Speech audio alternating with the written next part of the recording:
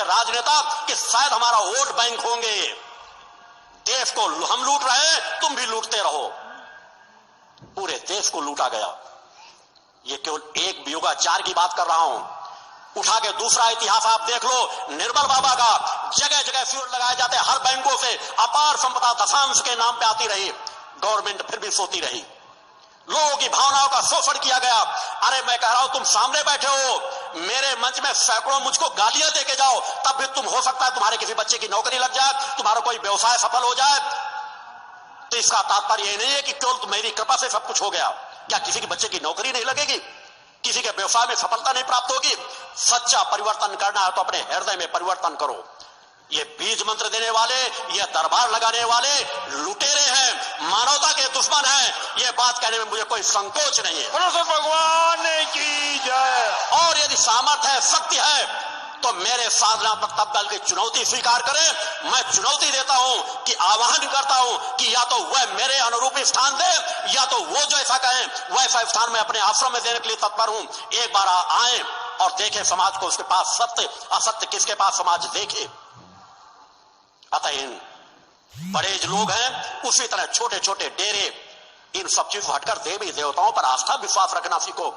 मंदिर मस्जिद गुरुद्वारों पर आस्था रखो। तंत्र मंत्र से, जादू टोने से आपका हित नहीं होगा। नहीं कोई आपके धन को दुगना करने का लालच दे रहा, कोई किसी प्रकार का लालच दे रहा है। सरल सहज निर्मल मन से मां की आराधना और भक्त के रास्ते पर चलो। उस रास्ते पर चलने से ही आपका कल्याण होगा। बड़े बड़े कथावाचक जो आपको कहते हैं एक भागवत करा लो आपका कल्याण हो जाएगा, आपकी मुक्ति मिल जाएगी, भगवान की कृपा प्राप्त होगी। हर कथावाचकों के हाथों में देखोगे रत्न जड़ित अंगूठियां होंगी। वो खुद भयग्रस्त हैं। हजारों कथाएं समाज को सुना चुके हैं। कथाएं लिखते हैं अपने प्रोग्रामों में। 108वीं कथा, 2000 कथा इतनी हो गई है, उनकी गिनती भी करते रहते हैं। इतनी कथाएं सुना करके भी वे भयग्रस्त हैं। हाथों में रत्न जड़ित अंगूठियां रखते हैं। जब वे भयग्रस्त हैं, उनको रत्नों और अंगूठियों की जरूरत पड़ती है, तो आपका कल्याण क्या करेंगे वो? अतः सजग हो जाओ। एक राम जेठमलानी ने आवाज उठा दी, इस धरती पर राम और कृष्ण पर कोई उंगली नहीं उठा सकता। आदर्श पुरुष है, देव पुरुष है, मैं स्वतः उन्हें देव पुरुष मानता हूं और हर पल नमन रहता हूं। मैं मां मेरी इष्ट है माता भक्ति, मगर देवी देवताओं के रूप में राम और कृष्ण ने जो देव पुरुष का स्थान समाज पास, उसको दूसरा कोई नहीं ले सकता। मगर राम जेठ हो गई है, उनकी गिनती भी करते रहते हैं। इतनी कथाएं सुना करके भी वे भयग्रस्त हैं।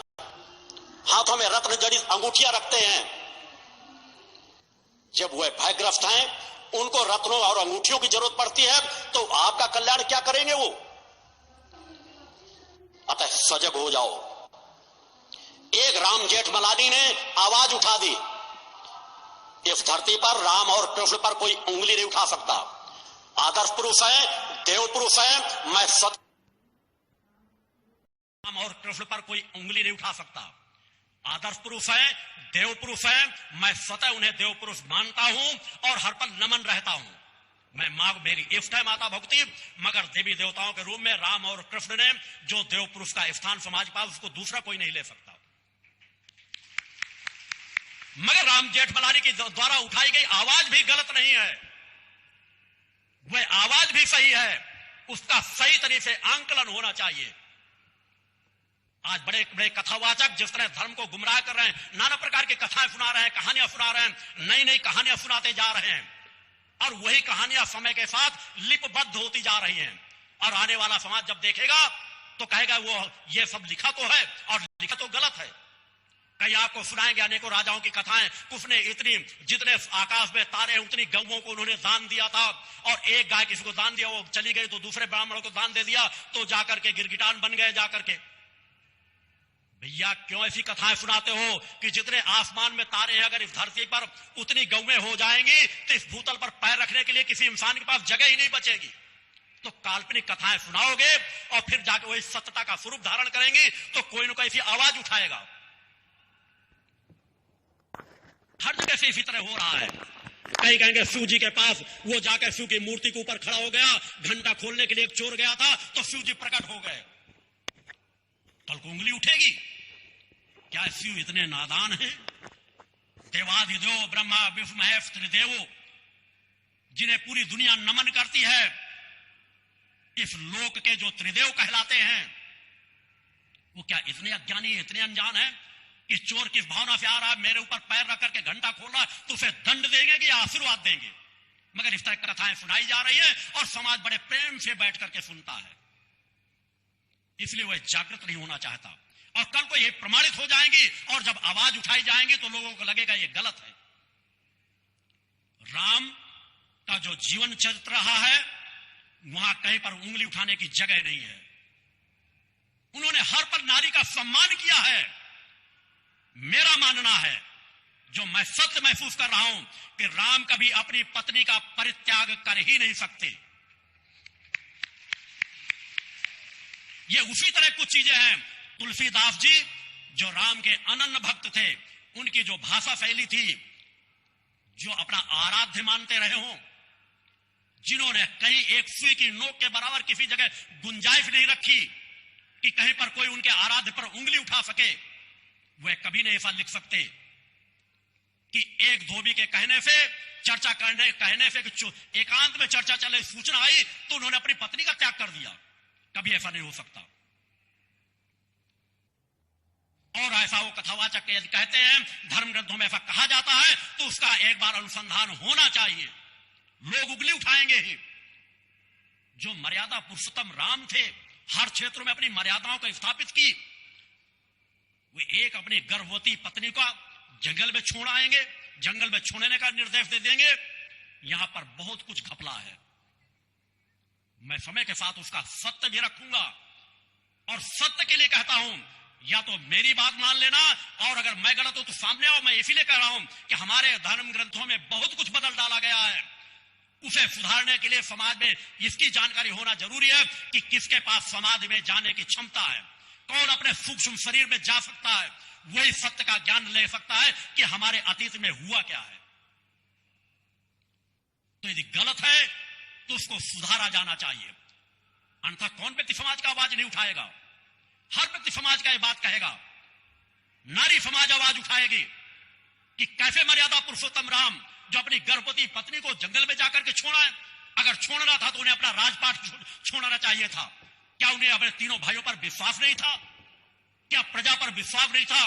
कह देते अगर मैं राजपाट संभालने के योग्य नहीं हूं तो आप गद्दी पर बैठो, मैं जा रहा हूं अपनी पत्नी के साथ एकांत में रहूंगा, मुझे अपनी पत्नी पर विश्वास है। राम कभी ऐसा नहीं कर सकते। राम ने कभी ऐसा किया भी नहीं। ये बहुत कुछ आगे की चीजें, राम के राज्याभिषेक के बाद बहुत कुछ बदला गया। नहीं बदला गया तो वो सत्य अगर है तो उंगली उठेगी, क्योंकि राम बाद में भी, सीता ने उन्हें स्वीकार नहीं किया। राम को धरती में समा जाने का उल्लेख बताया जाता है। इसका तात्पर्य जब सीता ने नहीं स्वीकार किया तो समाज आवाज उठाता है, तो कोई गलत आवाज नहीं उठाता। तो या तो उस पर शोध करो कि क्या गलत रख दिया गया, उसे हटाओ। मैं राम भक्तों से आह्वान करता हूं। मगर यदि है भी तो राम जेठमलानी ने कुछ नहीं गलत कहा। उससे ज्यादा मुरारी बापू, जो एक अच्छे कथावाचक हैं, ज्ञानी पुरुष हैं, मैं सम्मान करता हूं उम्र के हिसाब से भी और उनके ज्ञान के हिसाब से भी। मगर वह अपने मंच पर, मैं पिछले 2 सालों से देख रहा हूं, अंतरात्मा मेरी कई बार तड़प उठती है कि किसी न किसी मंच से इस आवाज को उठाऊंगा जरूर। मगर ये बात सामने आ गई है, इसलिए मंच से उठा रहा हूं कि राम जेठमलानी ने तो एक बात कही कि मैं राम को एक जिस तरह नारी के साथ किया उन्हें आदर्श रूप में नहीं स्वीकार करता। उन्होंने अपनी व्यक्तिगत बात कही। मगर मुरारी बापू तो अपने मंच में, अपने आश्रम में आयोजन करते हैं, साल में एक बार आलोचकों को बुलाते हैं कि आओ। वो खुद जमीन में सब बैठे रहते, एक से एक बुद्धिजीवी वर्ग, एक से एक कथावाचक। ये समाज का इतिहास आईना दिखा रहा हूं, क्योंकि मैं आपके अंतः पटल को खोलने ही आया हूं। बड़े बड़े कथावाचक वो खुद नीचे बैठे रहेंगे, आलोचक जो होंगे उनको मंच में बैठा लेंगे, उनको माल्यार्पण करेंगे और वो रामायण पर जम के आलोचना करते हैं। यदि उनकी आलोचना तुम एक बार सुन लो तो राम और राम के खानदान से अनास्था पैदा हो जाएगी। जितनी बुराइयां करते हैं कि यहां ये कमियां थी, यहां ये कमियां थी, उनके माता पिता पर, राम के भाइयों पर, सीता पर इतनी उंगलियां उठाते हैं और सब शांत चित्त होकर के सुनते रहते हैं और उन्हें माल्यार्पण करते हैं कि हम खुले मन से आलोचना सुनेंगे। इस तरह की आलोचनाओं के लिए स्थान नहीं होना चाहिए। मैं इस मंच से आह्वान करता हूं कि समाज के लोग उन क्लिपिंगों को देखें कि जो वह आलोचकों को बुला करके बात करते हैं, तो या तो मौका दो, भी सब कुछ कह रहा, फिर क्यों उल्टा खड़े होकर के चीख रहे हो? जब तुम्हारे कथावाचक जो राम कथाएं सुना रहे हैं वो आलोचकों को बुलाकर सम्मानित करते हैं और राम पर नाना प्रकार की टिप्पणी की जाती है, भरत पर टिप्पणी की जाती है, लक्ष्मण पर टिप्पणी की जाती है, पूरे खानदान पर टिप्पणी की जाती है, रामायण को गलत ठहराया जाता है, तो या तो फिर पहले वहां से सुधारो, अन्यथा आने वाले समय में धर्म पर यह जो अनास्था पैदा हो रही है इसको रोक पाना कठिन पड़ेगा। अतः इसलिए आपको कहता हूं कि सभी देवी देवताओं का आदर मान सम्मान करो, अपनी अनास्था किसी पर मत पैदा करो। हर काल परिस्थितियों पर किसी न किसी रूप में उन देव शक्तियों ने अवतार लेकर के समाज का हित किया है, मानवता को मार्ग दिखाया है। किसी मंदिर मस्जिद गुरुद्वारे जाओ, वहां पर अनास्था का भाव कभी मत रखो, मगर जो जीवंत वर्तमान में धर्मगुरु साधु संत सन्यासी हैं वहां सजगता से जाओ, क्षणिक प्रलोभनों में मत जाओ, विवेकवान बन करके जाओ, अपनी आंखें खोल करके जाओ कि कौन तुम्हारा हितैषी है और कौन तुम्हारा हितैषी नहीं है। उस परम सत्ता की आराधना नहीं करते, उस परम सत्ता की भक्ति नहीं करते जो आपकी जननी है, जिसकी आराधना भक्त से सरल सहज और किसी देवी देवताओं की साधना है ही नहीं। सच्चे मन से मां को पुकारो, तो मां को पुकार करके देखो, तो जो बड़े बड़े रत्न अंगूठियां धारण करने से आपको लाभ नहीं मिलेगा, वह सच्चे मन से मां के दुर्गा चालीसा का पाठ करके देखो, अपने घर में मां की ज्योति जला करके देखो, अपने बच्चों को चरित्रवान बना करके देखो, खुद नशे मान से मुक्त चरित्रवान बनो। पंच ज्योति शक्ति समाज विषय विकारों में लिप्त होता जा रहा है, इस पतन को रोकना पड़ेगा। पूरा युवा वर्ग जिसके हाथ में हमारा देश का, धर्म का, समाज का पूरा भविष्य है, वह अनास्थावादी होता जा रहा है, विकार युक्त होता जा रहा है। आप लोगों ने बड़े बड़े राक्षसों की कहानियां सुनी होगी कि राक्षस रात में जागते थे, बड़ी बड़ी इस तरह के पार्टियां करते थे, नाच गाना करते थे, मांस खाते थे, शराब पीते थे। आज कलिकाल में वो सब कुछ हो रहा है, केवल स्वरूप बदल गए कि राक्षस लोग अच्छे से अच्छे कपड़े पहन लेते हैं, मगर वह कपड़े अब नग्नता की ओर बढ़ गए हैं। रात रात भर पार्टियां चल रही हैं, एक एक पार्टी में करोड़ों करोड़ों रुपए लुटा रहे हैं। रोज आप लोग देखते होंगे कि आज यहां छापा पड़ा, आज इतने लोग पकड़े गए, आज इतने लोग पकड़े गए। ऐसा कोई दिन नहीं जाता। दिन में सफेद पोष बन करके समाज के बीच सम्मानित स्थान प्राप्त करते हैं और रात को राक्षसी प्रवृत्ति के कर्म करते हैं। पूरा देश लुट रहा है। गांव में लोग आत्महत्याएं कर रहे हैं, लोग भूखों मर रहे हैं, लोगों के पास एक कमरा बनाने की जगह नहीं है, बच्चों की अपनी फीस नहीं जमा कर पाते, बच्चों को साल में एक कपड़े नहीं पहना पाते। मगर उन अधर्मी अन्यायों की कभी अंतरात्मा नहीं जागती कि काश 1 करोड़ रुपए लेकर के हम एक गांव में चले जाते तो उस गांव का कायाकल्प हो जाता, कम से कम कुछ ना कुछ तो हम राहत उन्हें दे ही देते।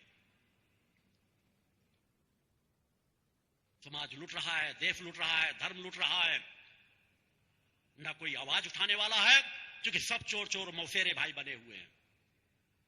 उसके बीच एक ही रास्ता है कि समाज को जगाओ।